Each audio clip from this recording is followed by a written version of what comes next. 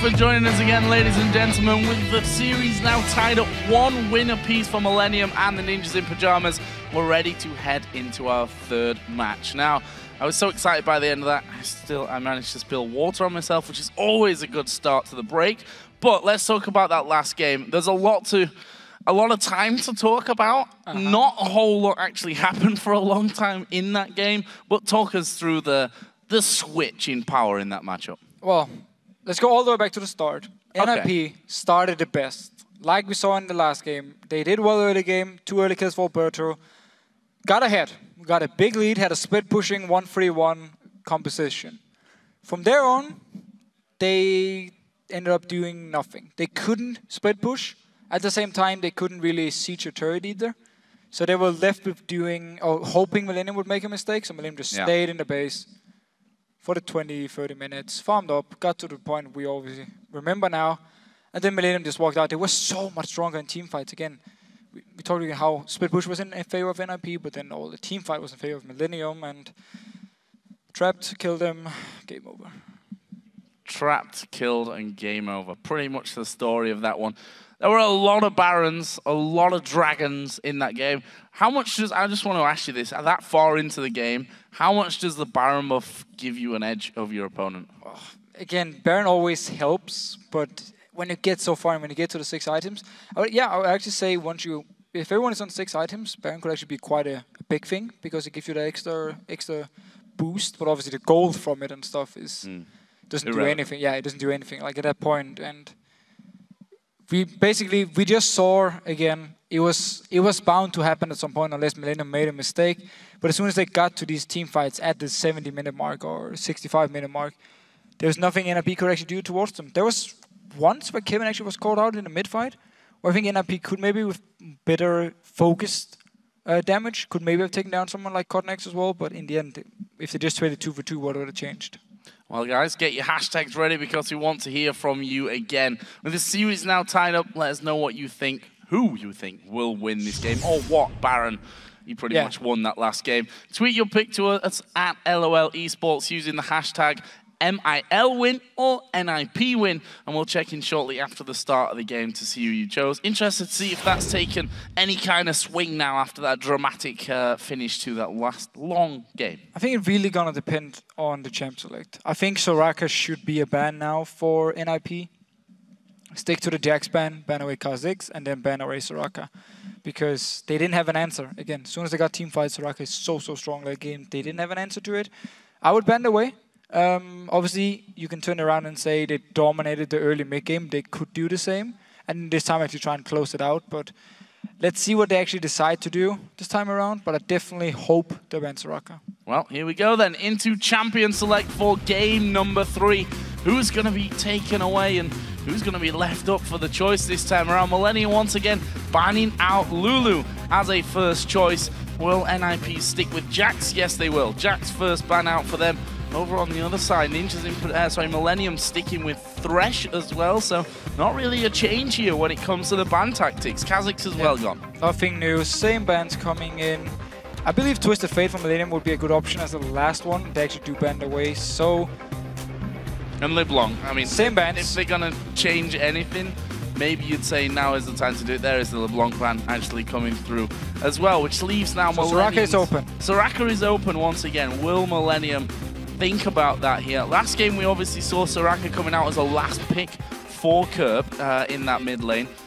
Are they going to go Soraka here? I mean, they're probably going to have to pick it before the Ninjas in Pyjamas mid lane anyway, because I'm guessing they're going to leave that till last for the option of the counter pick. So far hovering over Lucian.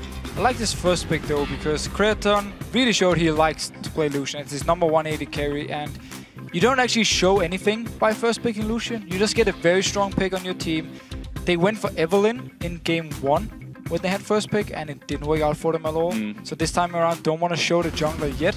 Taking the AD carry, not showing anything compo-wise, composition-wise, and of course, we talked about it in the last game, how Lucian, he brings everything to the table. Also very good if you get to a 75-minute point where you just need to hit the turret. For NIP then here. Are they going to change up things? Elise was in their first round of picks from game number 1, of course. for Hulberto there is. And it worked really well. Jungler of choice in there as well if Kha'Zix isn't available. And Irelia for Zorozero. We saw how many problems he really gave to Kevin in that early game. Of course, by the end, Ryze got to his position where Ryze is at his best anyway. Yeah, well, early game went heavily in favor of Zorozero, especially also with the gank from Hulberto. So I like to pick up again, and Irelia is not bad in teamfights. She's fine in teamfights. So if NRP want to change up the tactic and not only focus on split push, then Irelia is a very strong pick because she can do both. She can fill both roles here. So I like it. And of course, Elise for Hulberto. Played the game 1.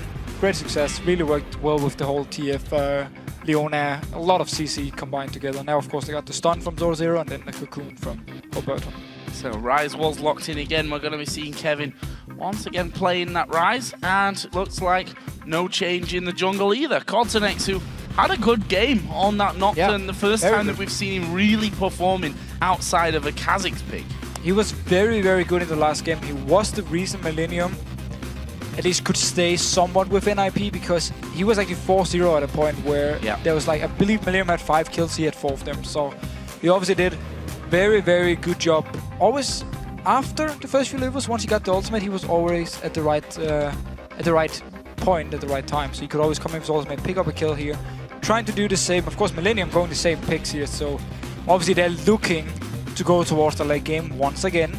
So Rake's again is still open, they can pick it in, and wow, this is going to be Vel'Koz support for Miffy. He's actually played it again. He played in Copenhagen games, in one of the games, and combined it with a Corgi, you have a lot of damage. Like, a lot. Your laning phase, you really bring a lot of damage. However, Vel'Koz, very low mobility. Like, there's nothing. If you get caught out of position, you are dead. You have to flash, that's for sure. What am Millennium going to run against? Because this is a very different lane. We've not seen Corgi at all in the European LCS. We have seen him appear in a couple of different OGN times. and OGN, yeah, exactly. NA plays him. Just not really made his mark back in Europe, which is funny because we did have a time where Europe were the only ones playing Corgi as well. So this time around, Vel'Koz Corgi bottom lane for the Ninjas in Pajamas seems to have caught Millennium possibly a little bit off guard here, taking a while to lock in those final picks. We are going to see by the looks of it Kerp going back to Ziggs, which we mentioned wasn't a champion that he really played in the early season here, in the early spring split, but he has picked it up a couple of times. And also Leona here for Jree. So the Leona pick here can really shut down Vel'Koz. I mean, if you land your CC onto him, he won't be able to escape. It also gives Millennium some very good engage combined with the Nocturne. And then, of course, you have wave clear from Lucian, wave clear from Ryze, wave clear from Ziggs. He's one of the best in the game at doing it. So Millennium here, again, looking to go for team fights, looking to go late game, where they can just, if they fall behind, they can once again try and extend the game, and then just wait for NIP, or wait to the point where they outscale NIP. Because Corgi as an AD carry, he's not bad in the late game, but he just doesn't scale as well into late game as some of the other AD carries. And also, one of the reasons the European AD carries don't actually like Corgi normally is because your one-on-one potential is not ideal, simply due to the fact your ultimate doesn't bring too much in a 1v1.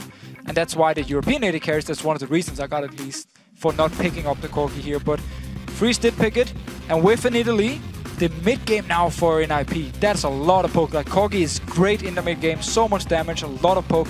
Vel'Koz, of course, with a lot of poke in the mid-game.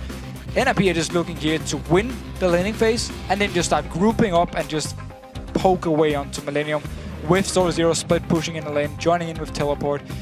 Again though, if Millennium can manage to hold them off, go all the way to the late game point like we saw before, then Millennium once again will have the stronger team by far actually.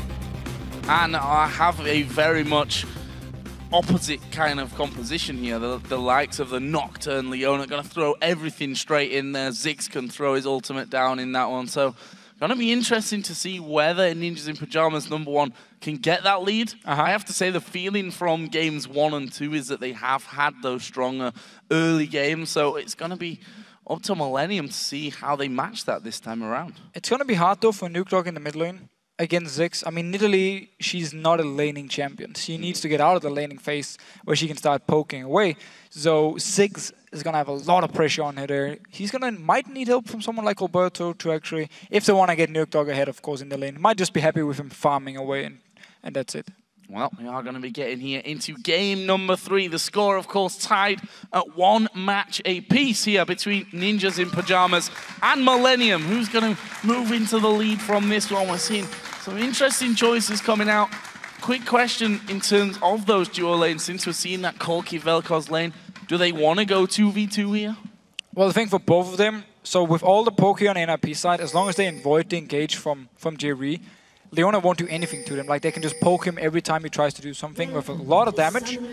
But however, if KottenX shows up, if the CC lands in from Jree, then again, the Vel'Koz is going to be such an easy target for them to lock down. So in that case, it can be risky for NIP here. Lane swap-wise, Elise is a very strong lane swap jungler, so NIP should be happy with it. It does mean, however, that Nukeduck won't be getting any help in the mid lane, as the junglers will be busy pushing the towers early on, which means the Ziggs can put a lot of, just pretty much push the wave into the tower for Nukeduck and just poke away on them all the time without thinking about the jungler for the first 5-6 minutes.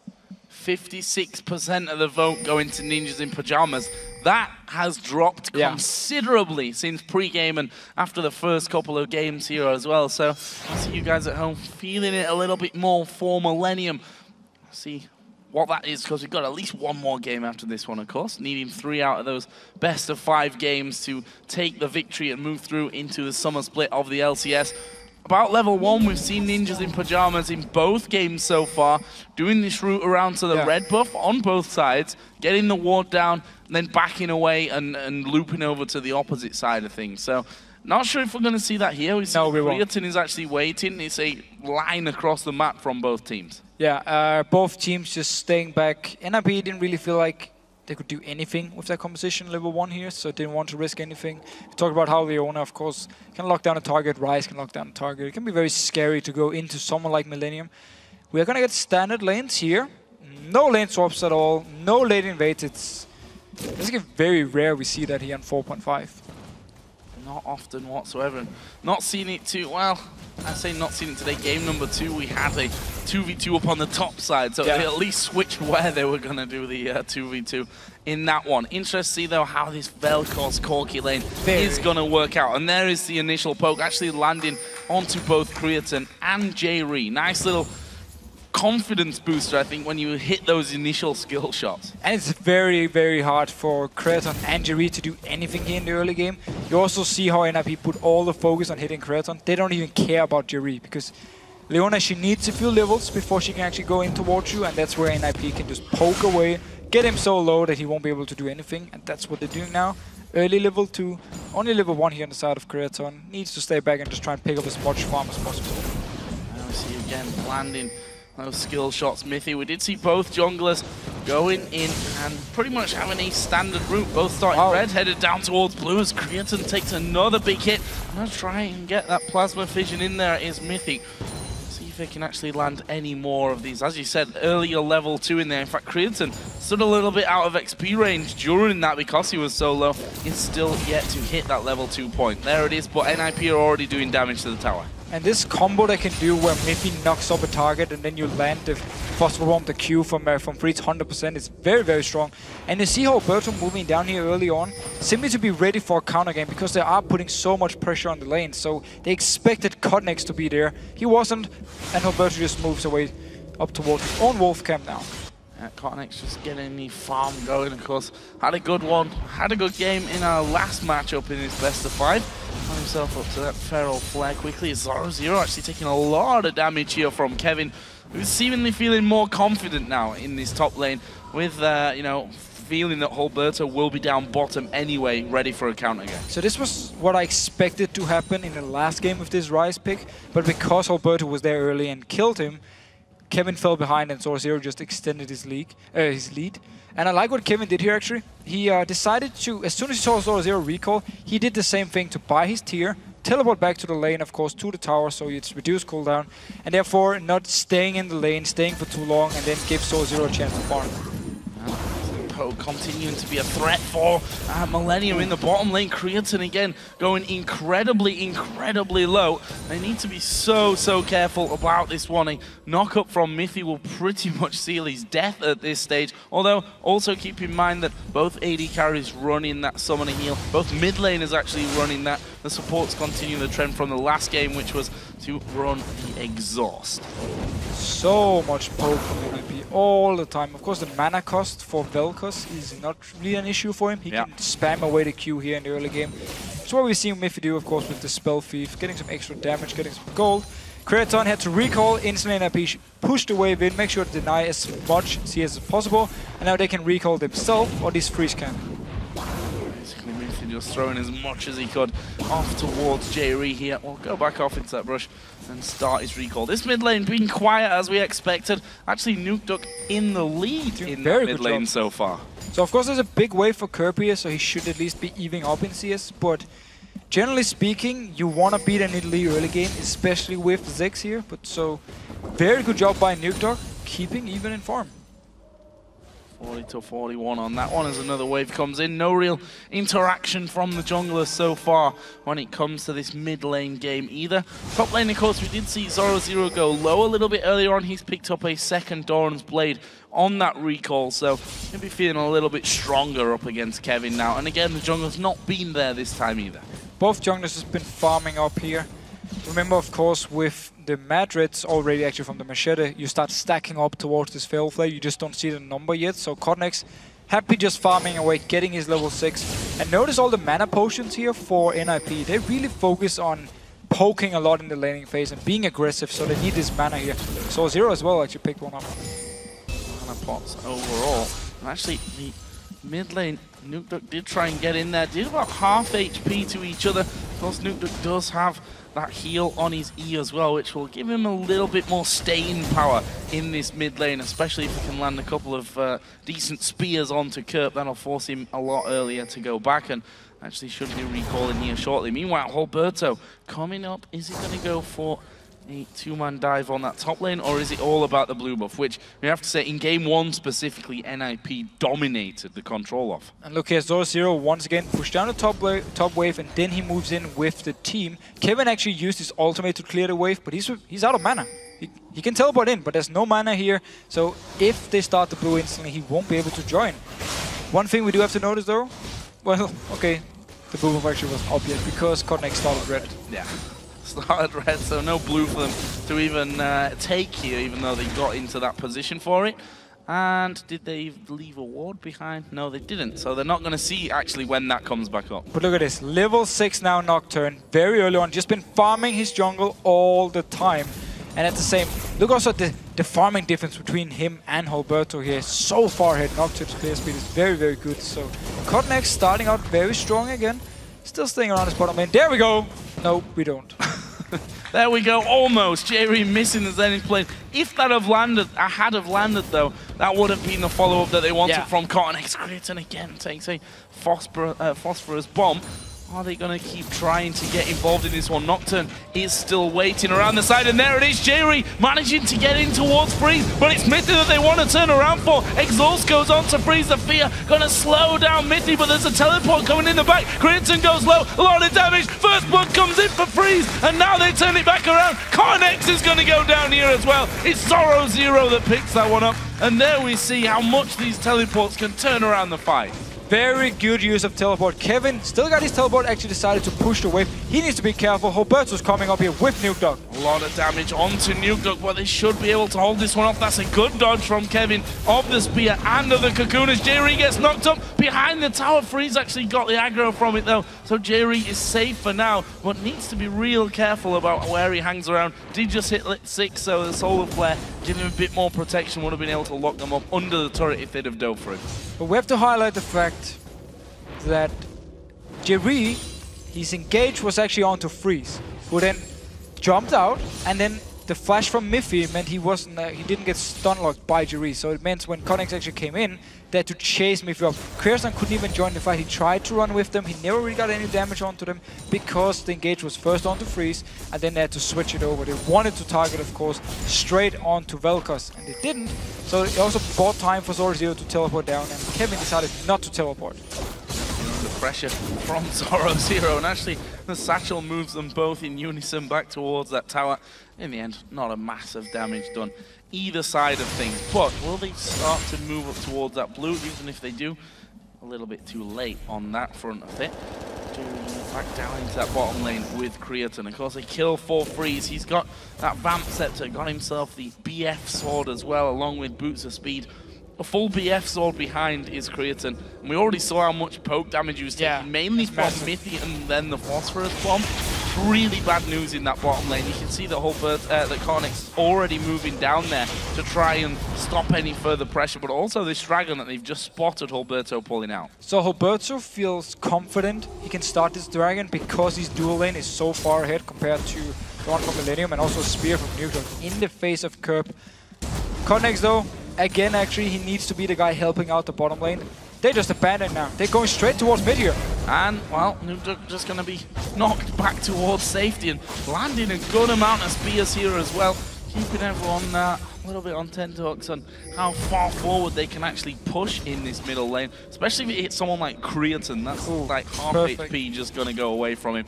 He has to stick behind that minion wave. But what they've done here is move to middle, completely left that bottom lane open. And the dragon. They couldn't stay in the bottom lane because, again, the BF sword, you mentioned yourself, they were so far behind.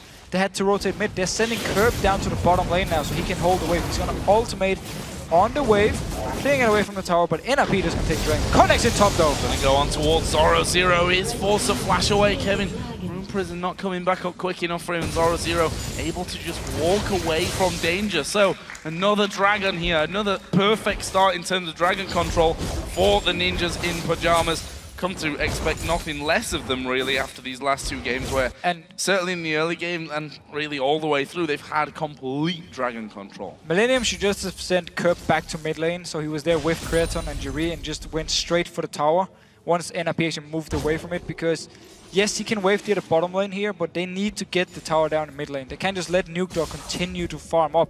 And they could have kept him there, trade tower for tower, and obviously getting the mid tower is a very big deal, especially also because the bottom tower is already very low. Bloodthirster is actually done here for Freeze, and still no BF sword there for Creaton, although I believe he should have 1400 gold, so he's not actually got enough for that BF sword at this stage of the game, which is a worrying sign to say the least. Falling behind in laning phase against a poke siege combo is very, very dangerous in the long run. Very, very scary stuff for Millennium, but again, we saw in the last game they managed to just defend, get to the late game where the comp was very, very strong, and it's the same deal here. I mean, they want to go to this late game point. Freeze down the bottom lane, Miffy actually left him, moved up towards the mid lane to join in with Nuke, and Freeze, he's just doing a lot of damage on the curve here. He knows that big bomb coming through as well. Wave clear though from Kerp, of course, strong there with Ziggs. So he's able to, at least for now, hold on to that turret, but they need to move to middle as well, because this can be quickly pushed through from the three-man push here of NIP, and there we do see Mega Inferno Bomb coming across, wiped all but one minion out. Creaton had to actually go back and get his BF sword, that's why he wasn't there to defend, and Kerp had to use his ulti. Clear out the wave. Nukeduck now rotating to the bottom lane. They really want this bottom lane turret, and I think it's a good move. And they should pretty much get it there. Minions wiped out a little bit, and look at this, Kevin is at half HP. Hulberto coming through, he lands the cocoon, but sadly for him it was onto the minion. That allows Kevin to just simply walk back under his tower now with those minions starting to diminish in numbers. Stay safe. Meanwhile, Mithy, you see the damage that he can still clear out these waves despite being the support that he is. Yeah, this is the support clearing the wave. We see how fast he can actually do it, forcing Creaton away. Also, of course, Freeze rotating up here. The bot lane turret is very, very low now. They got some more damage on it. Didn't actually kill it though. Instead, sending Freeze into here to try and deny some more CS from Creaton. Don't want to give Creaton the chance to just farm up against the Nidalee.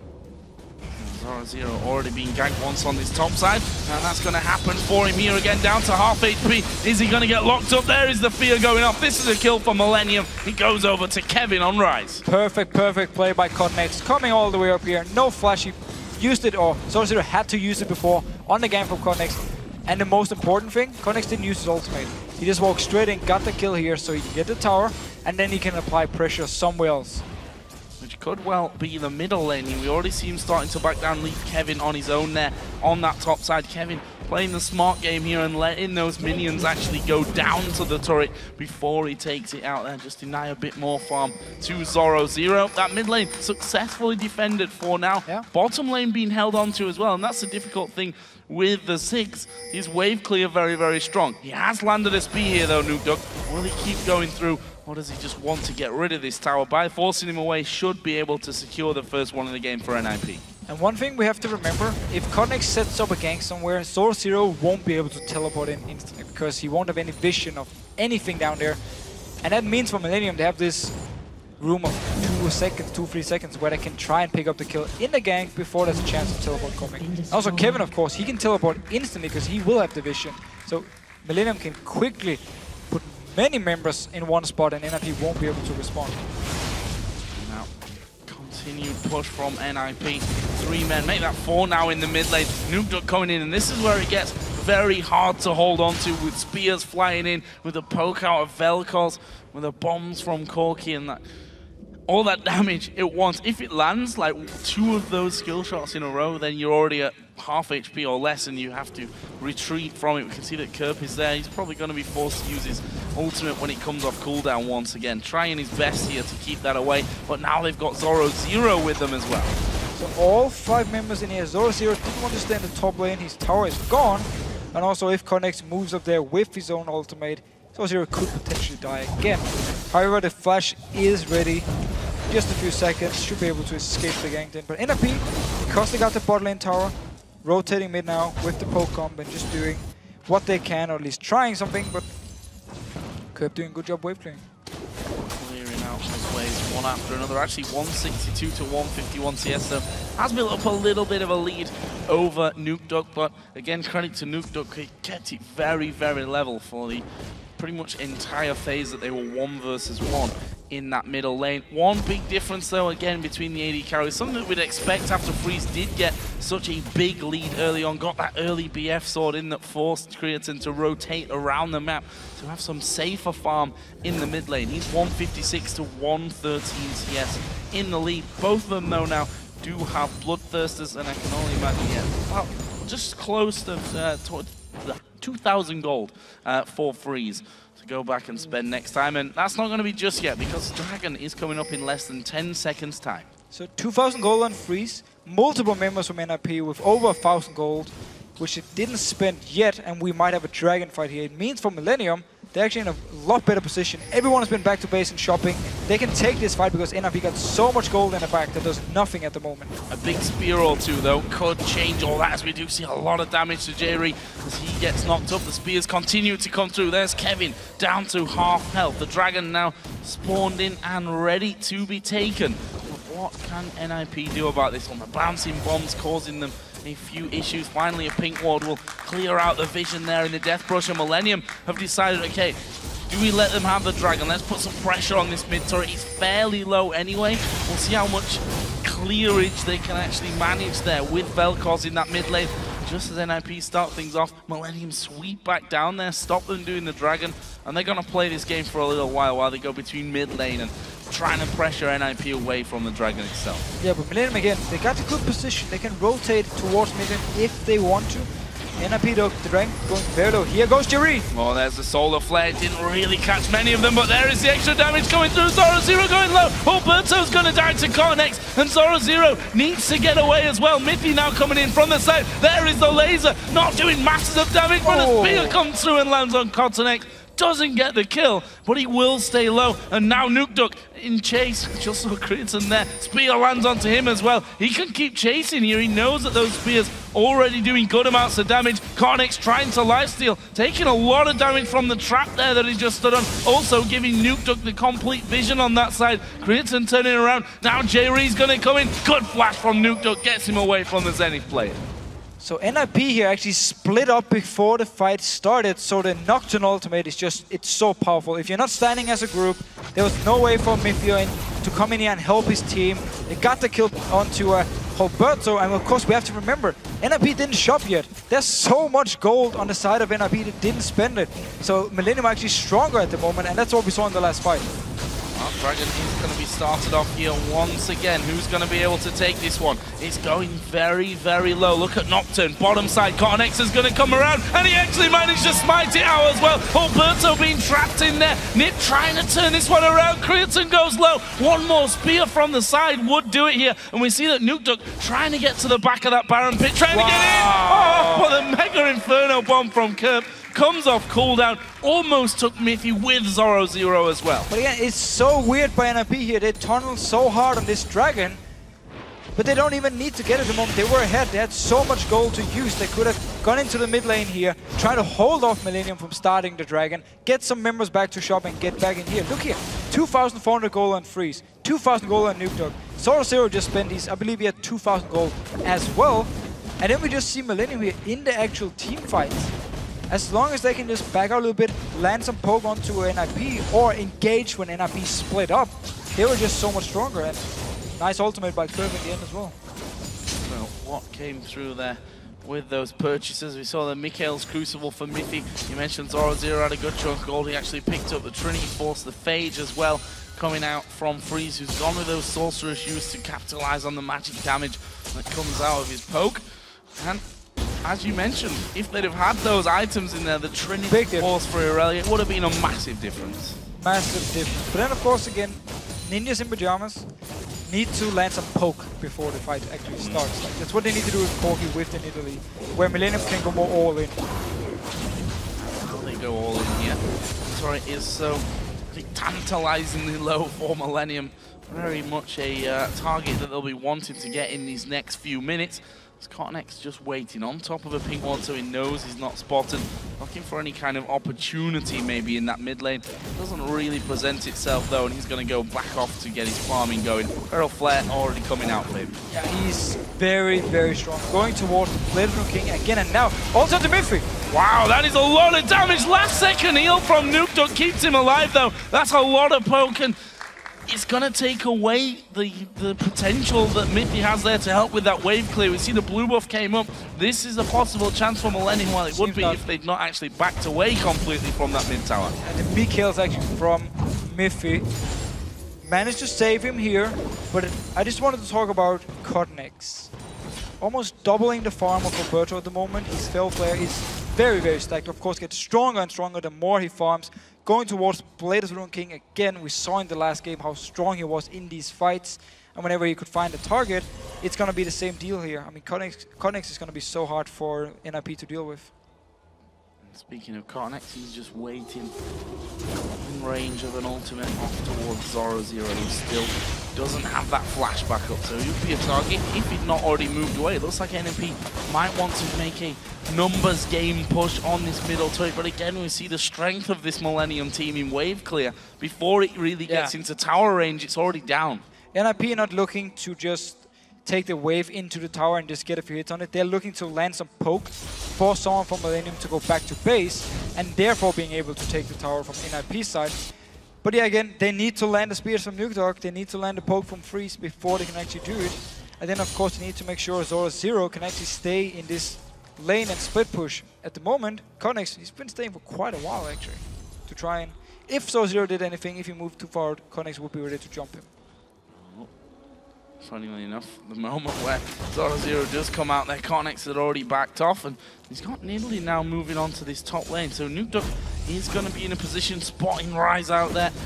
Spear didn't actually land onto him, and Kevin really got the better of that one, using his sweeper lens to clear out the vision. He, of course, already has his Rod of Ages done. That T been stacking for quite a while now, and he's going to be moving himself quickly up towards the Archangels. And of course, the Xerath once that is fully stacked for him. But we've come back into a bit more of a passive farming phase at this stage of things. NIP trying to get some vision control here, though, on that bottom side of the map. There's 2 minutes or 1 minute 40 until that next dragon comes into play. So that's going to be interesting. Actually, Jree is going to step forward, manages to catch out Nukeduck. They pile everything on top as Kevin comes from the backside. Myth is going to go down, and that will be a 1 for nothing there instantly from Millennium. Jree went low, but low is still not dead in this one. Hulberto just tried to get around there as well. That has, however, opened up some damage onto the mid turret, but it doesn't quite fall for NIP. And once again, we see Millennium here. Whenever they want to start a fight, you land the ultimate from Jree, you pop the ultimate from KottenX, teleport in from Kevin, and NIP are just, it's so hard for them to do anything because of the Nocturne ultimate, because of the CC coming in and all the damage as well. You see Kerp every time throwing his ultimate with the ultimate from Jree. So team fight's very, very strong for Millennium, pulling ahead in goal as well, and just looking very strong. And for them, even if there's a passive moment where they can just farm, it's just fine, because their late game comp is very, very good. KottenX, actually, you see how dangerous this Nocturne is. That is the tower going down. Blade of the Ruin King making short work of that one. Hulberto couldn't actually get across in time to stop that one from happening. Almost 2,000 gold is the lead that Millennium have. Let's not forget the last dragon. KottenX smited away in the very last second. So technically, it's theirs to have this time around. They got a pink ward in there. We'll see if they can fight for more positional advantage on that area of the map here with less than, or just about 10 seconds to go until the next one comes in. And this time, the only member from NIP with a lot of gold is Ryze. The rest of them actually had gone back and shopped beforehand. We see Zorozero coming down, getting a lot more tanky for this. Starting it up, Ryze is in the top lane, there's no teleport, so he won't be able to join. This should be a dragon for NIP, but Millennium is close by. Unless KottenX is able to do anything about this one. In fact, he has stepped forward. There's the Mega Venom Bomb, and he's got it again. KottenX smites away the dragon for a second time in a row. Who needs to fight for a dragon if he can just get in there at the last second and pick it up? He's actually forced to flash there away from Kevin. This is going to be a dragon and a tower for Millennium. And with a poke siege combo for NIP, falling behind is not in their plan. Definitely not. Losing 2 dragons they were supposed to get here, also with Elise, who can execute it with a Q and then smite it, not in the plan either here. But Millennium, with the ultimate from Kerp and then the smite from KottenX, got another dragon, and they were not supposed to get this one. I mean, Kevin, he was running from the top lane, he wasn't even near, and yet they actually managed to pick it up. So very, very good stuff for Millennium here, looking very good in game 3. And that's the thing about Ninjas in Pajamas. If you remember back to before game 1, quite a while ago by now, we talked about how their dragon taking statistics when losing pretty much abysmal. They do not get any control and do not therefore get any of those dragons. When they're winning, it's a completely different story. They dominate on that front. This is a great sign for Millennium, especially when NIP have a comp that if they do start to fall behind, they can't play the way that that comp is supposed to. It's very, very hard for them. Again, if you look at the wave clear, okay, they got Vel'Koz this time with a lot of wave clear. Corgi, of course, can't be some wave, but they're going very aggressive on Kevin here. Laser coming through as well. I'm not sure that Kevin's getting away from this one with so many men actually onto him. Zorozero just dashing out of that tower aggro range. Comes back in. This turret is going down. That's the second one of the game for Ninjas in Pajamas. Millennium, of course, already have 3, and look at the map, actually. Creaton has pushed this bottom lane all the way up. We've already seen that KottenX can kill these towers very, very quickly. I think they've got this one. We have KottenX want to die. As soon as Free shows himself, if he moves too far down, KottenX going to go for him. There he is, diving straight in onto him. That's a good Valkyrie away from Freeze. Gets him out of range of the turret, though, and that's what Millennium maybe just wanted here. They're going to take that turret down, but they have to move. KottenX is going to catch a lot of damage. Nukeduck dives onto him. There is the heal coming out, and now Creaton running for his life. Zorozero onto him, gets the slowdown, and it is Zorozero that gets the kill in the end. So they actually managed to chase up on them here. Creaton decided not to use his flash because Zorozero was already on him and he was so low. But we did see KottenX here forcing Freeze away from the tower, away from the minions, so Creaton could pick it up for them. But the mid lane is now open. No AD carry for Millennium. Ziggs is not even close. Ultimate is ready, however. He can use it down in case it's needed. And well, Kevin had his ulti as well. Anyway, just blasting through that wave that had pushed up. And MP deciding to walk away. So, 3,000 gold, the lead here for Millennium. The first time, actually, that they've had a lead coming out of the laning phase into the mid-game. But it's, again, when you get 2 dragons, I would say for free, actually. Yeah. And at the same time, they've been doing such a good job whenever there was a chance to get a kill in a fight. They would take it. Like, Jree would land his ultimate, KottenX would pop his ultimate, get this 1 kill, never got more than just 1 kill apiece, but still got a kill, got some gold, could go back in the lanes and farm, and we have the tier, of course, been fully stacked by Kevin for a few minutes now. His Rod of Ages should be fully stacked by now as well. So he's really going to be hitting the point where Ryze has become so scary, and of course, even further into the game, better and better for Ryze. We saw him in the last game, how strong he was in the team fights. Great start for him this time, 2 kills, of course. And then again, things are just looking good for Millenniums. NRP's been trying to respond, been trying to get us some kills, get a tower, but Millennium continue to be ahead in gold also because, again, 2 dragons, which they shouldn't have gotten. So this turret, NIP feels like for about 20 minutes now, been trying their best to get this middle outer turret, still yet to succeed and actually take that one down. We can see that they're closing in a little bit there on the Millennium jungle. Got a couple of deep wards in there as well.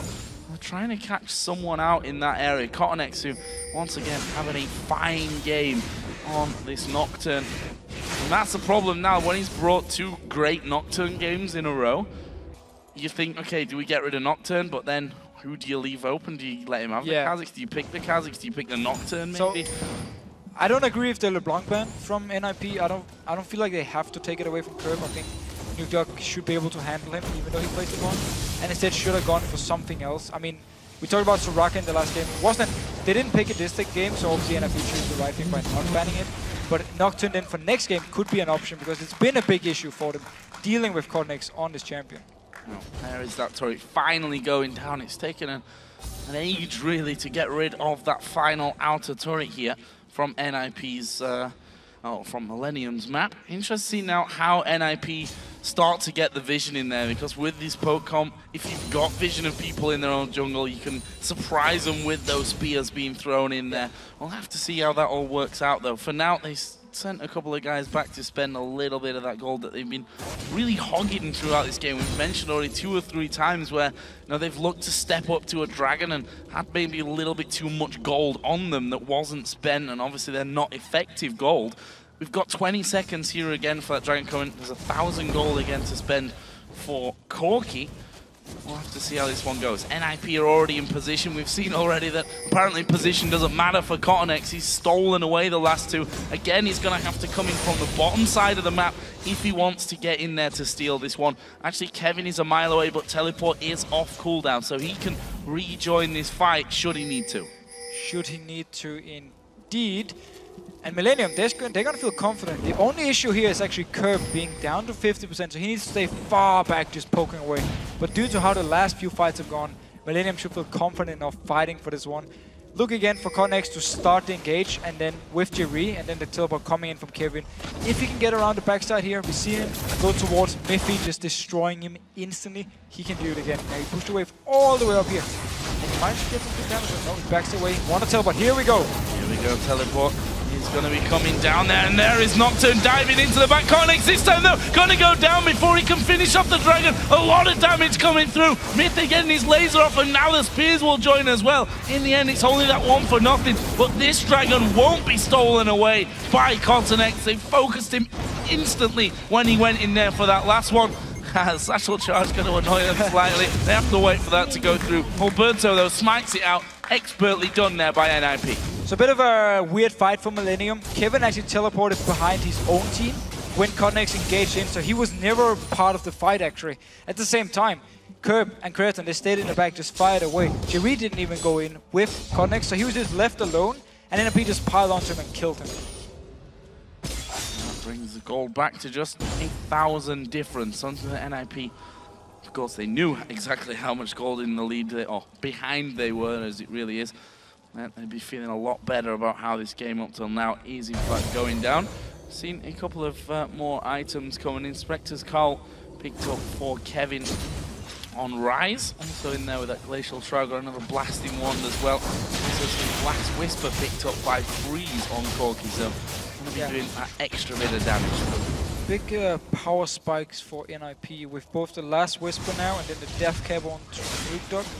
So once he lands the spear, it is really, really, really gonna hurt. Like if he hits someone like Kerp, there's only the Fiends as the magic resist for him. If he hits Creaton, these targets are gonna drop down very fast. And there it is, onto Jree.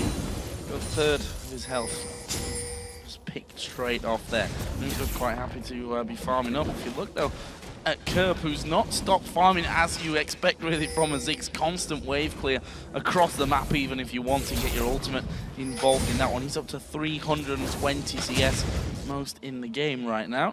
Zorozero is going to head off to that bottom lane. He does have teleport as well, so if he called into action, he'll be able to join in there very quickly. And Ninjas in Pajamas with that death cap on Nukeduck. See if they're feeling confident about maybe pushing the map out a little bit further. They can't really push up unless they land some poke first, because then if they push up without any poke being landed, Millennium can always just engage. Yeah, they can just engage and they're going to be very, very strong. So NIP, they need to land a few things before they can even move towards Millennium, or they can try and out-rotate them on the map. They got full control of this Baron area here, but they don't exactly have a comp to just destroy the Baron, at least not at the moment. Void Staff is going to help that poke if it lands. Always the big question. So Nukeduck just added that in a moment ago. Also should probably mention Zorozero. He's the one with most of the kills on his side. 4-2-0, Trinity Force, Randuin's Omen. Got a pickaxe in there along with Spectre's Cowl again. Bit of damage there onto KottenX, but he's not in too much danger at this stage. However, these spears are very close, and that would have been max range there onto Kerp as well. That is not the kind of spear that you want to catch with NIP actually waiting around Baron. This is a nice area of the map if they've got full vision control of luring Millennium in there to land that poke. I mean, they've got basically two routes from their jungle to check Baron. Makes it a lot easier to land those spears. There's so much poke on the side of NIP, and there's no teleport on Kevin yet. So he won't be able to join in at least, but that's also why Millennium don't actually move inside the Baron area. Just stay back a little bit, making sure they show NIP they're nearby, so NIP won't start the Baron. But at the same time, they don't want to commit because Kevin won't be able to join. He's actually run all the way from bottom lane up here now. Zorozero done the same thing. So everyone in the same area. Again, we need some... Oh, here's the engage though. Gonna go straight towards Zorozero. Pretty much just left alone there. They are gonna throw the Solar Flare through as well. There is the bomb as well from Ziggs, but it's not enough damage to finish off Zorozero. Millennium instead now gonna run straight for this middle inner turret. A lot of heals from NIP. Make sure that Zorozero could actually stay alive, but he needs to recall, and this turret here can take a lot of damage. And probably go down. Look at it, half of its health already removed. There is the laser coming through, and it's not quite enough damage there Teleport. to pick any up. Kill. Yeah, cancelled there. And Zorozero really feeling, okay, I can come through for this one. And alright, they're already further up the map, or further up the lane than I think he expected from that one. Decides not to join. Had actually picked up the Zephyr there as he did go back and heal himself up. We've got another Dragon coming in 140. And obviously, that's going to be the next big target for this game. So we did get to see, still, pretty tanky Zorozero here. A lot of members from Millennium went towards him. And then, of course, with the Mikhail's heal from Miffy, with the heal from Nukeduck, actually managed to stay alive. I believe Summoner heal was probably used as well for someone like Freeze on Zorozero, making sure he stayed alive. So NIP invested a lot into it, but at least they got the ultimate from KottenX, which is going to be up fairly soon again. Still though, you see Millennium, whenever they're feeling healthy, they just engage. Like, they don't even care who they go for, they just engage because they know they are so strong. And to be fair though, we have to point it out, Nukeduck, his spears in the last 10 minutes, not being connected. Not being connected, and it doesn't matter how much damage they do if they don't land. They're not going to help you whatsoever in that game. And we actually saw Kevin move to that bottom lane. His teleport is back off cooldown, so he's going to be able to draw someone down there from NIP. The fact is, though, it is the Dragon that's coming up here next, so they should be able to just walk up from that bottom lane to actually get involved in it. And you see that KottenX is already waiting there on the bottom side of the map. Ziggs moving away from it. Blue buff. Lucian not so close either, so 20 seconds. They're going to have to try and delay NIP until Kerp can come around a little. Should be in time here. Kerp moving already. 10 seconds still before it spawns. Remember, there's no summoners on Zorozero, so he could be a target for Millennium if he overextends. He's actually going towards Kevin here. I'm not sure he wants this one though. There is the Nocturne diving in, and Zorozero will be able to just dash off towards that minion. There's a spear landing. KottenX not able to shield that one out, but now the rest of the team coming around. Jree throws out his ultimate. A lot of damage coming back. The culling will force them away, but ultimate's been burnt left and right here. Will NIP now have enough damage to take down this dragon quickly? We see that KottenX is still waiting on the bottom side. The engage is gone for them. There's another satchel charge just to annoy them so slightly. It's picked up in the end by Hulberto without the use of smite. Dangerous. Yeah, but Millennium still. Actually, yeah, the use smite was a bit weird. Very risky against the Ziggs. Could have stolen away. Especially when the satchel charge was there. But anyway, Zorozero here went onto Kevin and actually forced out the ultimate from KottenX, or baited it out so he was gone. That's the main engage here, together with Leona from the side of Millennium. And then Jree tried to land his ultimate, NIP dodged out of it. Kerp tried to land his ultimate, only hit one, I believe, like Miffy and maybe Zorozero. So didn't even do too much here, and it meant NIP could then poke back onto Millennium and then take the dragon. So some missed ultimates from Millennium here, but still showing they are very strong, even though they gave up this dragon. And both teams are very even in gold. Really is not much of a difference. 300 or so gold separating the two teams, and we are 40 minutes into this game, so still a very, very close one. One could still go either way. I know I was saying that after 60-something minutes in the last game as well. 76 minutes. Yeah, it was a long game, and you know the way this one's going now: 5-4 in kills, 4-3 in turrets. Even in gold. You could imagine this one might stretch out a bit as well as they go in towards Nukeduck. He will actually flash away, already use that summoner heal as well. Have they got the damage? There's the Mega Inferno bomb. Wow, Nukeduck actually dodged it. Ah, he gets caught up there though. In the end, Kevin now falling low. He will just walk away. Freeze falls low. He uses a Valkyrie to get back out. There's the laser coming in as well from Vel'Koz, and they managed to knock Millennium away from it. Kevin went super low. The only casualty in the end of that one was Nukeduck. Nukeduck was the only guy going down here. Again, NIP, when you're out of position, when Millennium feel confident, they will just engage. They don't hesitate at all. Went for him here. He managed actually to dodge the ultimate from Kerp, but still, there were so many members from Millennium to kill him, and in the end, they just take a very nice kill, and they can keep doing this, keep delaying NIP for doing anything on the map, and it's, as we talked about, the longer we go in the game, the better it is for Millennium. Kevin himself has now that Void staff in there. Obviously, Xerath and the Rod of Ages already done a good while ago in this game. That gold still sitting close. It's 1,000 gold at the end of the day. 41 minutes into the game. We, by this point, in most games, see a considerably larger advantage for one side. It's Kerp here just waiting to see what poke he can get down with that vision that he's got. KottenX off to the side as well. We have how many Banshees Veils here? One, but there's at least another 3 coming up by the looks of it here. That's going to help them out a little bit for that initial burst that comes through from the spear or from whoever that poke may land from.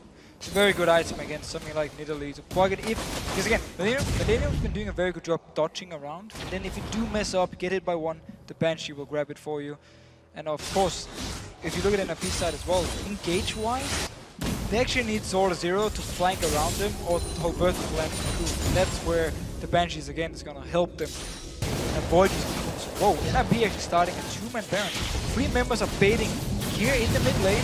They're taking them pretty fast. No pings for Millennium yet. They haven't moved towards it. Kerp could check with his ultimate, but they have absolutely no idea what's going on because there's 3 members from NIP. This is so sneaky from NIP. You see there from Millennium's positioning. They have no idea that this one is actually going off, and there it is. Baron snuck in there from Ninjas in Pajamas. Such a smart move. I believe because they kept Zorozero here, Millennium would expect him to be one of them at the Baron. Of course, the Bruiser, very good at taking down Barons, tank it for a long time. But because he was in the mid lane, he didn't even split push. He was just sitting in the mid lane. They're like, nothing's going on. Don't worry. Smart move though by NIP, getting the Baron. And now they really need to use this advantage. They have to push up and just land some spears, land some poke from Vel'Koz, from Corgi, and try and force down some towers. Otherwise, Millennium can just extend the game like we saw in the last game and go to this late game point where I'm just looking at Kevin already. 4 items, Void Staff and everything. Like, he's already a monster on Ryze. Well, if anything was said by NIP to each other after that last game, it surely must be we have to be more aggressive when we have an advantage, when we have that Baron buff on, because at the end of the day, they didn't capitalize on the advantages in that last game. This time, though, we already see them starting to move through the enemy jungle. Going to be taking away not only the creep, but surely getting some wards down there as well. Actually, there's a wave pushing decently onto the inner turret in the bottom lane, so you can imagine that might be their next target. Already seen more Banshees Veils starting to appear. AD carry mid lane, jungler, and soon to be the top lane are going to have Banshees Veils in there. That makes it a lot harder when it comes to the poke game, but they have so much poke, I think, here, NIP, that they can pop those Banshees without too much problem. Like Zorozero here, popping every single Banshee. Breeze got one of them, and then Zorozero got the rest of his ultimate. Kevin actually took a lot of damage. This is what they need. Get someone low so they're forced to recall. They can go in, get some hits on the tower, and make sure Millennium can never engage on it. Of course, that wave clear remains strong for Millennium, and we'll see how much of a problem that becomes. The minefield put down, the bouncing bombs coming through as well. Finally, that minion wave does make it through. There's a Mega Inferno Bomb, didn't really do all that much damage, and that is of concern. Zorozero, you notice they're tanking up this turret, and they finally push Millennium away. That's going to be turret number 4 for NIP. Millennium needs, NIP needs to keep doing this. They can't just back away now. I mean, this is the time for them where they can regen from the Baron buff, and at the same time, just try and land some poke, because if they back away now, they're just going to buy Millennium more time. It's a thing we've seen before. They need to stay here and continue to push up, and they just need to land some good poke, get the tower like they just did before. Oh, back up here. Zorozero got his ultimate back up as well. We see he just uses that in there, throws them out. See you later, Banshees Veils. Kevin getting hit by the spear. Actually, Cocoon landed onto Kerp, so he will be taking a little bit more damage than he maybe would have liked to in that scenario. And they're trying their best to hold on to this one, but honestly, that poke is so ridiculously strong coming out of NIP's side. Oh, that spear could mean at least a few extra hits on the tower. Every single one counts for them. Getting some very good damage in. Let's see here. Jree sitting down here at the bottom of your screen, looking to engage. And NIP actually backs away now. Minion wave was cleared out. Dragon is up. Yes, they can go get the dragon here, but the Baron buff will be running out, and they won't actually be able to push on for the next one here. So Millennium only lost 1 tower. They should be happy. Yeah. Very much a sneaky chance Baron there as well from NIP, so although they take that maybe not feeling quite strong enough to be going all out on that push, this time they actually have to turn around. I like this from Millennium, moving very quickly towards this inner turret in the mid lane. They're going to take it down as well. Doesn't get much better as a response as to what they just did there. No, very good move. They knew NIP would go for the dragon, so they just rushed up the mid lane, got the turret, and already taking a lot of damage from before. Oh, wow. And now towards the top lane, big wave. NIP is stuck in the mid lane, not reacting at all. Trying to move up there with Irelia, but that's not going to be quick enough. They're going to get another inner turret here, so NIP, despite getting that Baron, losing out a little bit here in terms of the turrets. And now look at this, KottenX going in. They managed to lock up Zorozero to the point where he has to flash over the wall. Honestly, the the Death Ray not really doing all that much from Mythic. And in the end, NIP do force them to back away, but 2 quick turrets from Millennium. Very strong move. And NIP, they were the team with the Baron buff. Because they went for Dragon, Millennium instantly responded, took mid, took top turret. Very good movements around the map, very fast calls here, good rotations from them, and making sure they don't fall behind in gold, at least not by much. So coming up here for the next 5 minutes, see if NIP feel confident going down as 5 members again, trying to do the same and just rely on the heals from Nukeduck here to sustain themselves, or they actually feel like we have to play passive now because we don't want Millennium just engage onward. We'll be finding out here shortly. The farm continues on that one. Just to go back to a couple of items recently picked up in the 47th minute of this game. The Aegis for Leona, Infinity Edge now in there for Corki, Azonia's for Nukeduck on Nidalee. Frozen Heart finished off as well here for Zorozero on Irelia. That puts them in good stead with 140 until the next Baron buff comes in. Gonna be very strong, especially Zorozero. So tanky, a lot of damage, a lot of mobility for him. He's really gonna be one of the people NIP needs to have, like, he can play a perfect team, like, he can get a kill on someone like Kerp, like Creaton, or maybe peel for freeze to kill the Nocturne. We saw it in the last game, he actually went back and kept trying to kill KottenX with freeze. Simply also because freeze couldn't do anything by himself. It's gonna be the same deal here. I mean, look at KottenX as well, he's very, very strong. I have forced Millennium to back away from this one for now. Jree was trying to recall earlier. Now we'll get the chance to actually finish that one off and head back home to do a little bit more shopping up.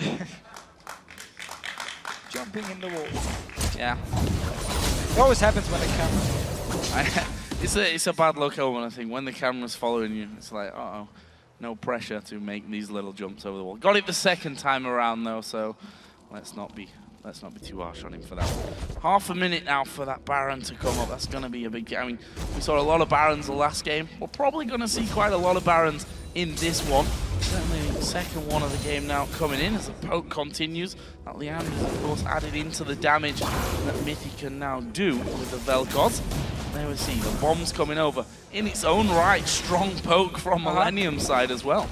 Yeah, but Kerp, of course, decided to go, oh, he's the engage! Gonna go in towards Nukeduck, actually, there's a lot of damage coming in from it. They dive right to the backside. KottenX going for Mythic on this one. He's got two men actually trying to take him down, but he's got a Guardian Angel, and now he turns over towards Hulberto. Can he actually get the kill? He's gonna go into the tower. Creaton takes a big hit. There's a phosphorus bomb, not enough damage there to come through. Hulberto did repel and was able to survive, so in the end, just a 1-for-0, but that was in time for the Baron spawn, and Millennium turned back around to it. And Zorozero was stuck down in the bot lane. He didn't even join in. He tried to teleport off, but it was way behind Millennium, so he cancelled it. He wasn't there. And just KottenX, the power of this Nocturne, going in all by himself, getting a kill. NIP, they don't even have enough damage to kill him here. And this should actually be the Baron for Millennium, but NIP tried to respond by pushing here. Could still be risky. Creaton down to 50% HP. But yeah, NIP, they need to move now. Yeah, gonna move on for this one. A big spear from the side can be a big Baron stealing moment as they get the wall over. They see it, but it's too late. Millennium pick up the second Baron of the game, and they're gonna back away to spend all that gold that they get from that one. So far, looking pretty good from this 2,000, over 2,000 gold to spend for Kerp. Over 1,000 for both Ryze and Lucian here as well. So next time around, not only that Baron buff, but an extra spike there in items as well.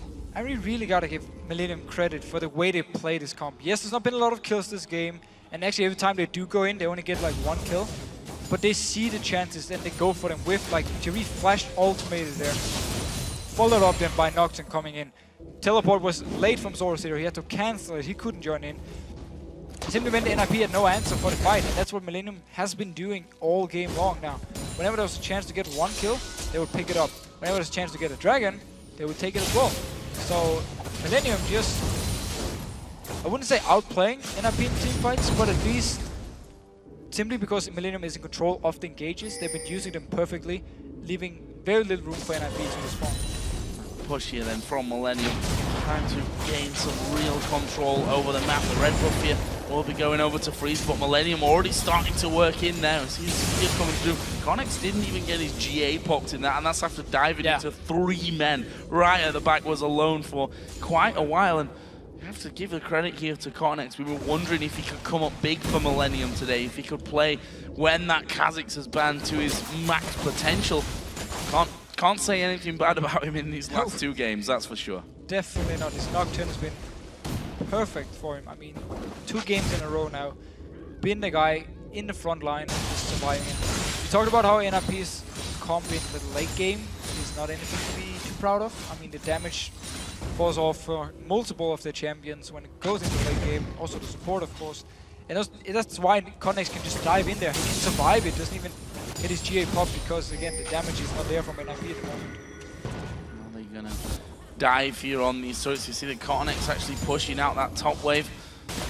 Using his spell shield in there as well to try and keep himself from taking too much damage as they edge forward. This time though, he's got 2 men on him, and this could be a little bit dangerous for him, or not. He's feeling confident enough. NIP not feeling strong enough to actually keep going. And it was Millennium that was trying to get in there onto that middle turret, knowing it would be a 4v3 there. just to get a hit or two onto that one. We have to say here, it's Millennium now that have the advantage, that are in the position that NIP were in that last game. It is already 53 minutes into this game there, so Millennium definitely reaching this point a little bit later, but that also fits into the fact that Kevin has now wrapped himself up to that late game beastly Ryze. Full items on the Ryze, it's so scary. Like, look how tanky he is, the damage he can do. If NIP want actually going for a fight, they need a perfect fight. They need someone like KottenX to not even be there, so it's only 4 members from Millennium. Otherwise, it's gonna be so hard for them to do anything.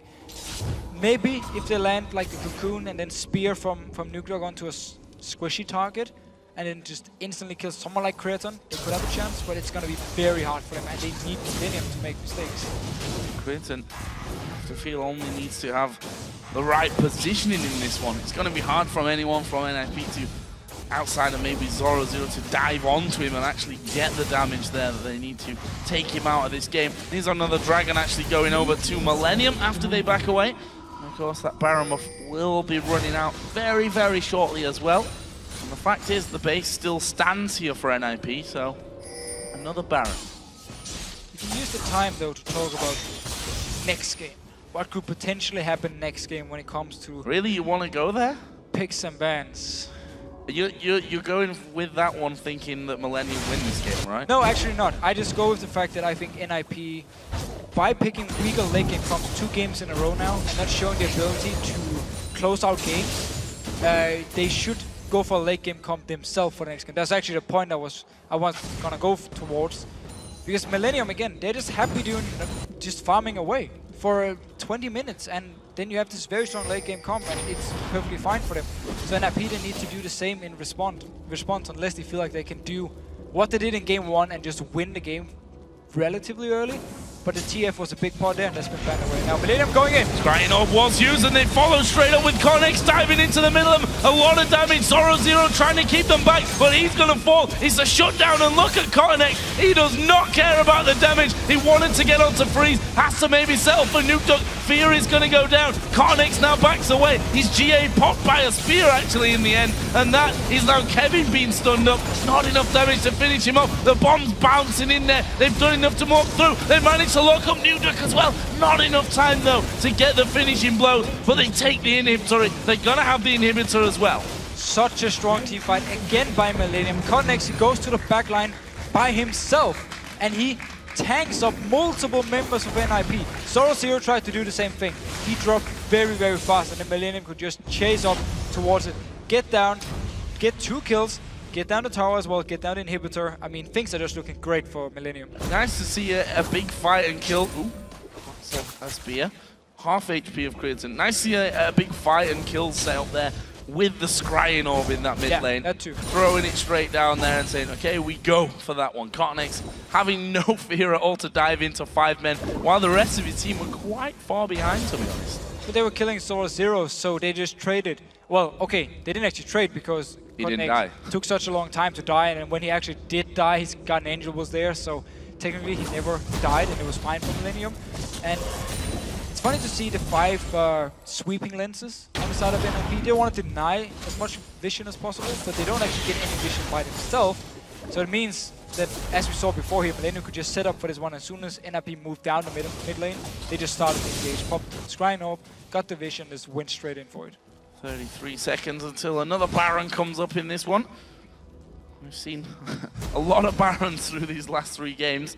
We're probably going to hit around the amount of Barons that we're taking in the full season, as we are going to see KottenX diving in once again on towards Zorozero. This time the fear sends him away, and actually Zorozero is forced to flash completely away from that one, knowing that the fear direction was probably going to be the end of him.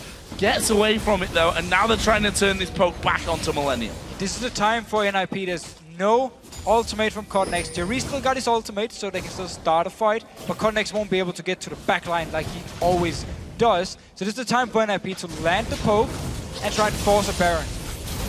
Well, let's see, Millennium holding on to this mid lane may say, okay, you go for that Baron. We're just going to run straight up middle, so you've got to basically make the move then. You either go and commit to that Baron and possibly lose some of your base, or you're going to have to come out and fight us. in that mid lane. As it happens, it looks like Millennium have chosen to back off somewhat from this one. Certainly KottenX wants himself that red buff, but they need to stick around because NIP are still hovering here on that Baron area.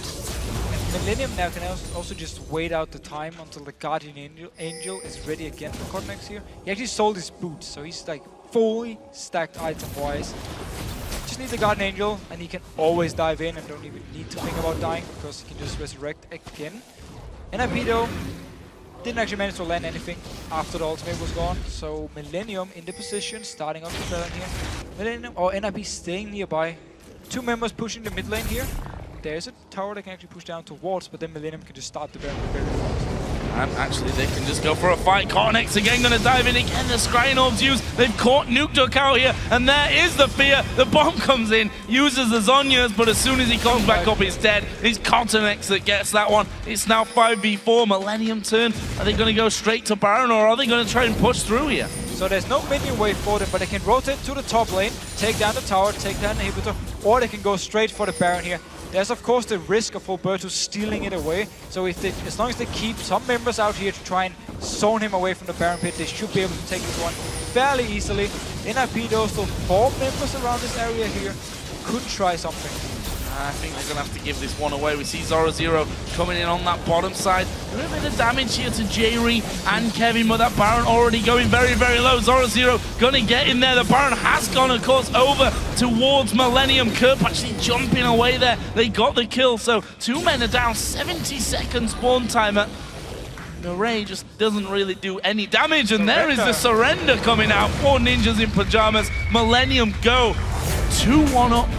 And 1 game away from the summer split. Incredible stuff. And we really need to expect NIP to come in with different picks for the next game. 2 games in a row now, Millennium dragging the game out, doing so well. As soon as they get to team fights, this game around was actually a bit more aggressive from Millennium because they could actually engage fights early on. That's why they didn't fall behind in gold. And Nukeduck, he does not look like a guy about to win a game. No, that's the scary, scary thing for Ninjas in Pajamas. That facial expression, the obvious, downturn on the steps of Millennium's base, just what seemed like moments away from a 2-0 lead, actually was quite a long way away from a 1-1 and now a 2-1 deficit that they have to Millennium. They switched it up from going to that very split push comp into a poke and siege comp, which never really got off the ground for them. I mean, they took down all the outer turrets and an inner turret in the bottom lane, but they never got the ability to go any further than that. Because, first of all, lost 2 dragons, which they should have picked up. Should have had, yeah. And then also, whenever they split up, we just saw Millennium start the engage, Jree, KottenX going in, pick up a kill, delay the game. Yeah. Over and over and over. It's very few kills this game. I believe it's like 5-4. To Millennium for a long, long time because they just wanted to delay the game, just wanted to go late game, because I don't know if the faces from NIP here are telling me we don't really have an answer to this late game stuff. I mean, we've been banning LeBlanc, Jax, and Kha'Zix in every game. They need to change this up here. I agree on the Jax one, I agree on the Kha'Zix one. They need to let LeBlanc go through. They have to ban away something else, like the Nocturne here from KottenX, because it's doing so much work for Millennium and for him as a player. Well, if you're going to ban Kha'Zix in the first place, you obviously put a lot of emphasis on how strong KottenX can be. And if he's doing that on Nocturne, then surely he's worth a ban as well. Or give him the Kha'Zix. Leave it open. Ban LeBlanc, ban away the Jax, and find something else, Ziggs or Ryze or something. Ban this one away. Give him the Kha'Zix so he won't be able to do the same kind of engages like we've seen him do in these 2 games here. Making it so hard for NIP to split push, making it hard for them to team fight. And then NIP just need to go in here and say, we need late game team fight comps as well. Because we don't know how to shut down Millennium hard enough without Twisted Fate. Because he's been banned away since game 1. So we don't have the answer here to beat Millennium in the early mid-game anymore in the same way like we did in game 1 with Twisted Fate. So we need to pick teamfight comps, we need to pick late-game teamfight comps as well, so we don't mind the game going to 60, 70 minutes because it's going to be in our favor or it's going to be 50-50 and then about the individual skill in the teamfights. We have to say though, once their heads go down, and we've seen it before. Yes. Not just once, but a couple of times on this stage right here, that once these guys fall behind and start to lose games, their heads drop so quickly that they're not in a good place coming into a game where they have to win now. And it's the worst thing about it, again, is you need to change up what you've been doing the last 2 games. It's not like, oh, it was a very, very close game. We almost won it in the end. Even the 76-minute game was actually in favor of Millennium for the last, like, 20 minutes. So it wasn't like NIP could say, we were so close in the late game. We almost won this and this and this. No, because they would look at it and say, we lost because we had a worse comp in the late game and we couldn't do anything to end the game. So going into this game, we just got to see changes from NIP, and it's going to be very hard for them to actually get up mentally and ready for this. Well, it's game point for Millennium. We are, however, before that, going to head over once again to Shox, Demon, and Dexter. Thank you very much, Joe. Indeed, coming in here now, Millennium taking 2 games in a row, and we know what that does to a team like NIP. Maybe starting off by that surrender vote by them, did you also think that it was completely unwinnable for them? I think the game was over anyway, so surrendering was the right option. And if you keep on dragging out lost games, it can demotivate you even further. So I think the surrender vote was good. So let's talk about the early game. Obviously, lanes were pretty even this time around, but we saw 2 very good early smite steals from KottenX, which could have turned the favor. Bearing in mind, Nidalee Spears, everybody knows, Poke Comp gets in the lead, it's very strong. How do you work them out? You know, as a jungler, obviously you're a jungler for CLG. How do you work them out? Is it just a case of I'm going in and am I going to get lucky, or is there a skill involved in this? I think the person that tries to go for the steal has the advantage always, because it's like, okay, you can flash over the wall or engage or repel over with like Elise or something, and it's way easier for someone to steal it than someone who is focusing on the whole time, because he's like, he's blending out everything else around him, and he's only looking at the HP bar of the dragon. And that happens to me a lot too as a jungler. I'm focused on the HP bar so much that I don't see anything what's happening around me. So, and then, yeah, it's 50-50 still, but it was really good work by KottenX. Let's actually stay on that on KottenX, because as we mentioned, he's been coming in here in the LCS, not that many games under his belt, very good on Kha'Zix, was looking for another pick to make these smite steals and also to just be so incredibly good on Nocturne. He has been a great part in Millennium doing good here. Do you think it is KottenX most or Nocturne on this patch? I think he's a bit carried by the champion right now, because it's like the perfect champion against NIP, you know. He can just farm up the whole game, and he had like 60 Feral Flare stacks, and he killed like 85 creeps or something. And the further the game goes, the better it is for them with the Feral Flare jungler. So I don't really agree with the choice of champions from NIP in the jungle.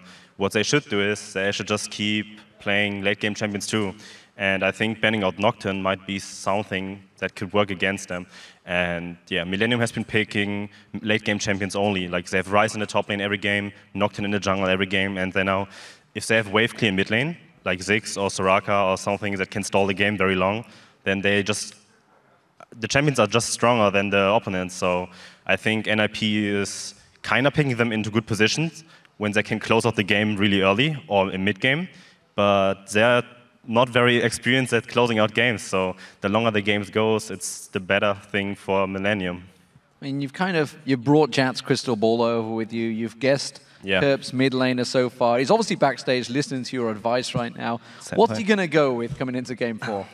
I think it depends on NIP's bans. If they adjust their bans to a Nocturne ban and the Ryze ban maybe, then I think Kerp has the option to play either Ziggs again or Soraka, and I think those are the 2 best options definitely for stalling out games.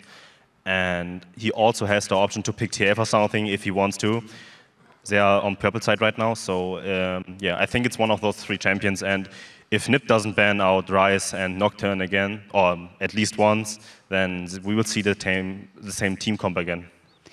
People are always talking about how strong Zorozero is, obviously, but here it hasn't come out just exactly because Kevin is on Ryze. Do you think that the key might always also be in, as you said, banning out Ryze, maybe a Jax banned out, an Irelia first pick, and then you kind of force Kevin into a very awkward zone?